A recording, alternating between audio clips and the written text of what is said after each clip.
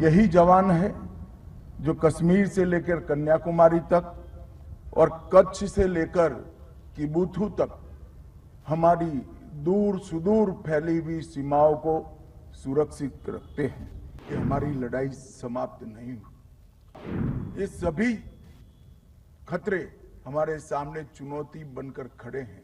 खतरे और चुनौतियां कितनी भी बड़ी हो, हमारे जवानों के अड़िग प्रण के सामने वो टिक नहीं पाएगी। अपना सर्वोच्च बलिदान देने वाले सभी अलग अलग बल के जवानों को श्रद्धांजलि देने का कार्यक्रम आयोजित किया गया है।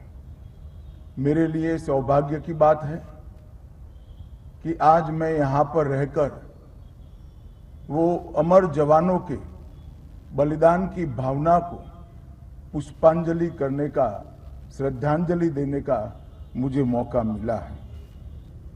यही जवान है जो कश्मीर से लेकर कन्याकुमारी तक और कच्छ से लेकर किबुथु तक हमारी दूर सुदूर फैली हुई सीमाओं को सुरक्षित रखते हैं।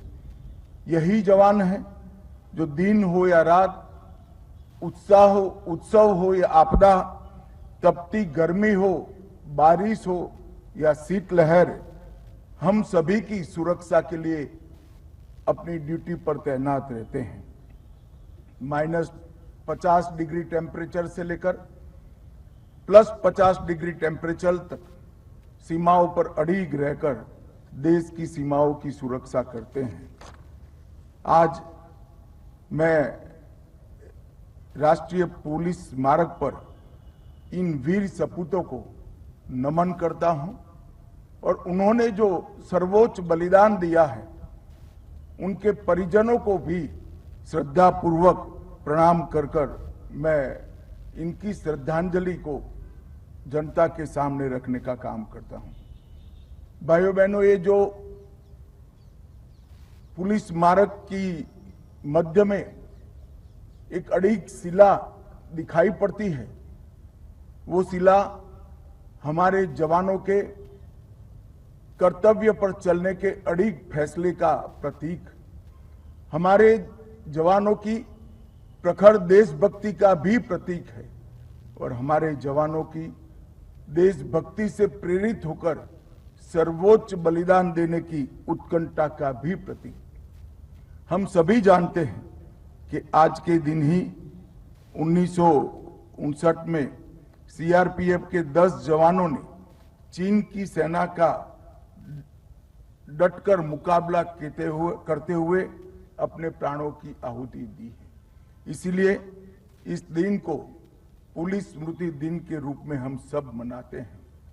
हमारे देश के प्रधानमंत्री श्रीमान नरेंद्र मोदी जब प्रधानमंत्री बने, तब उन्होंने तय किया कि दिल्ली की हृदय स्थली के अंदर इनके बलिदानों के सम्मान के रूप में एक पुलिस स्मारक बनाया जाए, जो सालों सालों तक युवा पीढ़ी को प्रेरणा देता रहे, सालों सालों तक हमारे देश भर के नागरिकों को स्मृति दिलाता रहे कि आज हम सुरक्षित हैं, हम विकास के रास्ते पर आगे चल रहे हैं, हमारे परिवार चैन की नींद सो रहे हैं।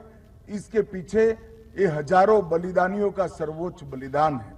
और आज मैं ये कहना चाहता हूं कि 36,468 पुलिस के जो जवानों ने, अलग अलग बल के कर्मियों ने जो अपना सर्वोच्च बलिदान दिया है, उसी के चलते आज देश इतनी प्रगति कर पाया है कि विगत एक दशक के अंदर कश्मीर, वामपंथी उग्रवाद और उत्तर पूर्व के ये तीनों क्षेत्र जो अशांति के लिए सालों से हमारे लिए चिंता का विषय बने थे, ये 10 साल में हमारे जवानों के कर्तव्य के चलते, हमारे जवानों के कर्तव्य परायणता के चलते आज हम उसमें करीब करीब संपूर्ण शांति प्रस्तापित करने में सफल हुए हैं।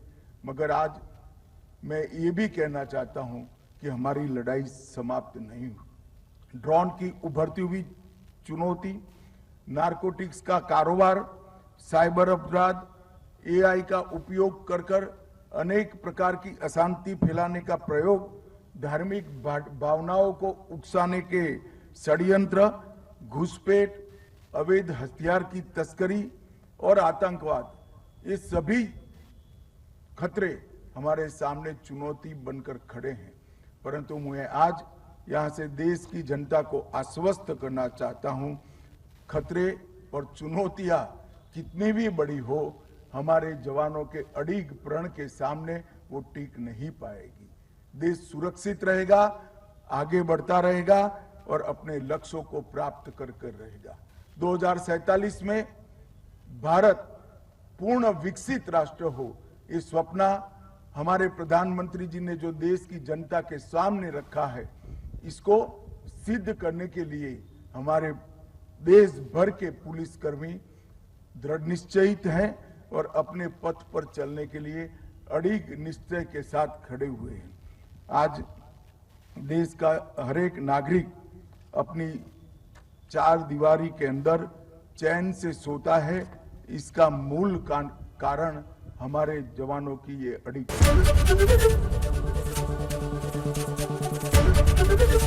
एबीपी गंगा, खबर आपकी, जुबान आपकी।